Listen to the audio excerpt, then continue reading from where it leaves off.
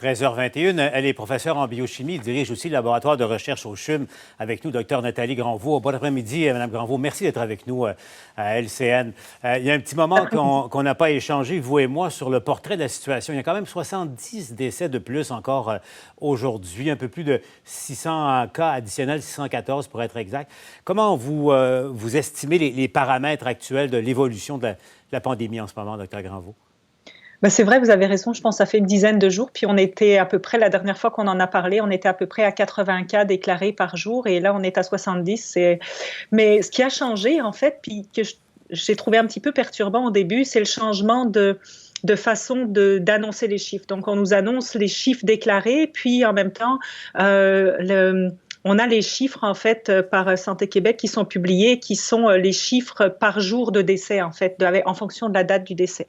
Fait que si on regarde les chiffres en fonction de la date du décès, on voit qu'il y a une diminution, en fait, du nombre de décès par jour. Ce qui me rassure quelque part, parce qu'au début, on voyait qu'on avait un plateau tout le temps. Et effectivement, il semblerait, j'entendais ce matin sur vos ondes, que les 85 cas qui ont été annoncés hier, en fait, c'était des personnes qui, malheureusement, étaient décédées, mais il y a déjà quelques temps. Et donc, en fait, c'est un peu trompeur, les chiffres, finalement, qu'on a analysés pendant longtemps. Donc, je me réfère plus aujourd'hui aux dates, en fait, de décès pour voir l'évolution de la courbe. Donc, cette courbe-là est plutôt, quand même, va dans la bonne direction. Oui, c'est ça. On voit la courbe là, évoluer. Effectivement, il y a des petits soubresauts. Mais pour vous, Dr Granvaux, quel est le paramètre qui est le plus important à surveiller en ce moment? Ben, ça reste toujours, il y a deux choses. Il y a premièrement toujours la situation dans les CHSLD de stabiliser les choses et la façon de procéder. Donc, j'imagine que il y a du progrès vu qu'on voit le nombre de décès quotidiens diminuer. Et puis après, il y a la vitesse du déconfinement, je dois avouer. Et là-dedans, je distinguerais la reprise des activités versus l'attitude de la population à respecter les gestes barrières encore. Et votre opinion, Dr Granvaux? Êtes-vous inquiète? Je suis pas mal inquiète à voir pas tellement la reprise des activités. Je pense que si la reprise des activités est bien gérée, et il faut reprendre des activités, mais si les gestes barrières ne sont pas conservés, si les gens ne respectent plus les distances de 2 mètres, ne respectent plus le lavage des mains et de faire attention aux personnes vulnérables. Et puis je rajouterais, on en avait parlé plusieurs fois, mais le gouvernement ou la santé publique recommande le port des masques à l'intérieur. Donc, si vous allez dans un commerce, de le porter pour effectivement éviter dans les endroits fermés.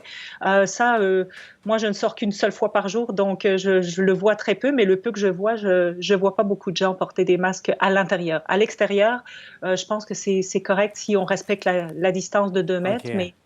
Donc, on ne porte pas suffisamment le masque là, encore au moment où on se parle, si je comprends bien.